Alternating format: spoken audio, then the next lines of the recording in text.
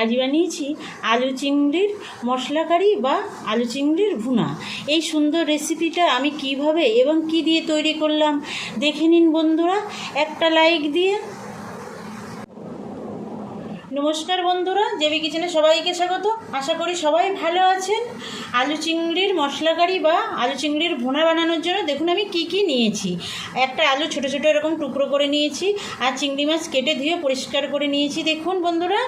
আর নিয়েছি সামান্য একটু গোটা জিরে, একটু হলুদ নিয়েছি, এখানে জিরে আর দুটো ছোট এলাচ, একটু দারচিনি আর একটা লবঙ্গ দিয়ে আমি বেটে রেখেছি দেখুন। আর এখানে সরষের তেল নিয়েছি, সরষের তেলে আমি রান্নাটা করব, তার জন্য সরষের তেল নিয়েছি। এখানে আদা রসুন বেটে নিয়েছি দেখুন। পেঁয়াজ কুচি নিয়েছি, একটা মিডিয়াম সাইজের পেঁয়াজ এইভাবে আমি কুচিয়ে রেখেছি। এখানে দেখুন 2 রকমের লঙ্কার গুঁড়ো নিয়েছি, একটা হাফ চামচ ঝাল লঙ্কার গুঁড়ো, হাফ চামচ কাশ্মীরি লঙ্কার গুঁড়ো।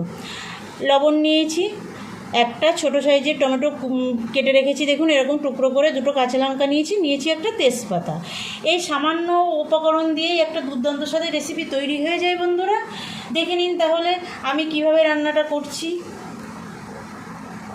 প্রথমে আমি চিংড়ি মাছে কিছু মশলা মেখে নেব দেখুন। প্রথমে আমি দিয়ে দেবো একটু লবণ, একটু দেবো হলুদ গুঁড়ো, একটু আদা রসুন যে বেটে রেখেছিলাম সেটা দিয়ে দেব, একটু দিয়ে দেব এই ঝাল লঙ্কার গুঁড়োটা,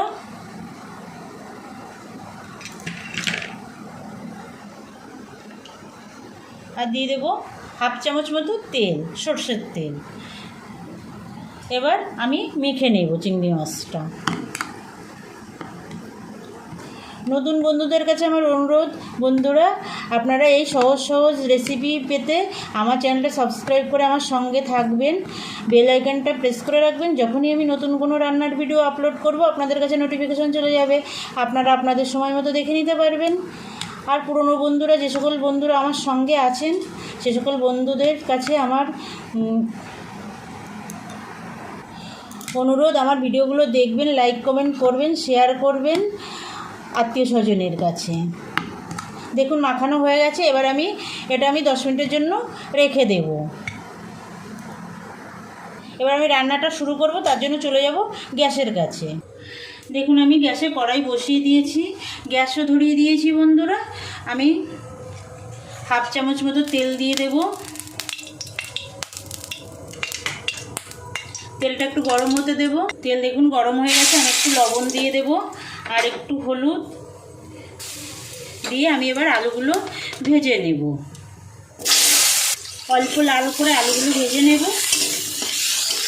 দেখুন বন্ধুরা আলুগুলো অল্প লাল হয়ে গেছে। এই পর্যায়ে আমি কিছুটা পেঁয়াজ কুচি দিয়ে দেব আলুর মধ্যে। আমি তো সব ভিডিওতেই বলি আলুর সঙ্গে যদি পেঁয়াজ একটু ভাজা হয় আলুর কিন্তু স্বাদ অনেকটা বেড়ে যায়, তার জন্য এইভাবে একবার রান্না করে দেখবেন, খুব ভালো লাগে। দেখুন বন্ধুরা আলু পেঁয়াজটা কিন্তু ভাজা হয়ে গেছে। এবার আমি তুলে নেব। এই তেলের মধ্যে আমি আরও খানিকটা তেল অ্যাড করব দেখুন বন্ধুরা।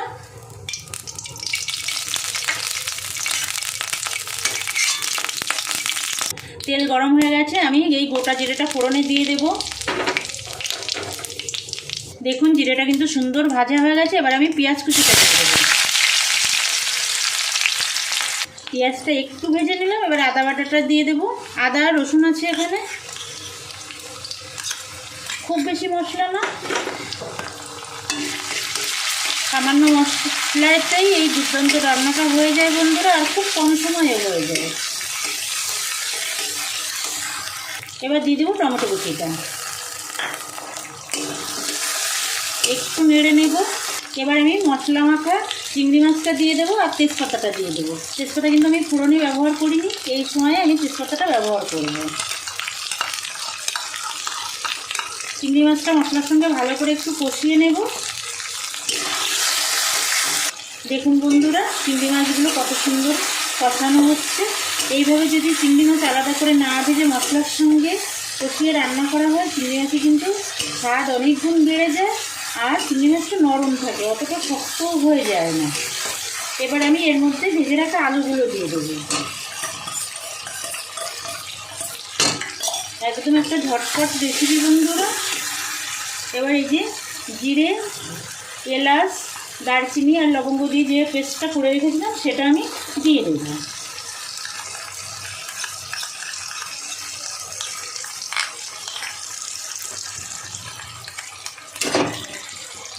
দিয়ে দেবো লঙ্কা গুঁড়োটা, 2 রকমের লঙ্কার গুঁড়োই আমি এই পর্যায়ে দিয়ে দেবো বন্ধুরা।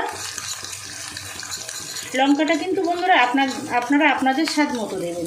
আমি যতটা দিচ্ছি ততটাই যে দিতে হবে তার কিন্তু কোনো মানে নেই। দিয়ে দেবো একটু হলুদ, স্বাদ মতো একটু লবণ দেবো। লবণ চিংড়ি মাখার সময় দিয়েছিলাম, সেটা মনে করে দিতে হবে, অল্প করে একটু দিলাম। এবার মিশিয়ে দেব। দেখুন সুন্দর করে কষিয়ে নিয়েছি। এবার সামান্য করে একটু জল দিয়ে দেবো। এই রান্নাটা খেতে এতটাই দুর্দান্ত হয় বন্ধুরা, এই একটা রেসিপি দিয়েই কিন্তু সব কিছু খাওয়া হয়ে যায়, পুরো ভাতই খাওয়া হয়ে যায়। দেখুন বেশি জল দেবো না। এবার কাঁচা লঙ্কা দিয়ে দেবো 2টো। কাঁচা লঙ্কা 2টোর মাথাটা একটু ভেঙে ভেঙে দিয়ে দেবো। দিয়ে এবার ঢাকা দিয়ে মিডিয়াম আঁচে 5 মিনিট রান্না করে নেব। দেখুন বন্ধুরা, আলু চিংড়ির মশলা কারি বা আলু চিংড়ির ভুনাটা কত সুন্দর হয়েছে দেখতে। রান্না কিন্তু একদম কমপ্লিট হয়ে গেছে। এবার আমি তেজপাতাটা তুলে ফেলে দেব। গ্যাস অফ করে দেব। গ্যাস অফ করে আমি 1 মিনিট ঢাকা দিয়ে রাখবো। দেখুন বন্ধুরা, একদম রেডি হয়ে গেছে আলু চিংড়ির মশলা কারি বা আলু চিংড়ির ভুনা। খেতে হয় দুর্দান্ত, বানাতে একদম সহজ। এই সুন্দর রেসিপিটি বানানোর অনুরোধ জানিয়ে আজকের ভিডিওটা এখানে শেষ করছি। আবার দেখা হবে নতুন কোনো রান্নার সঙ্গে অন্য কোনো দিন। ভালো থাকবেন সবাই। নমস্কার।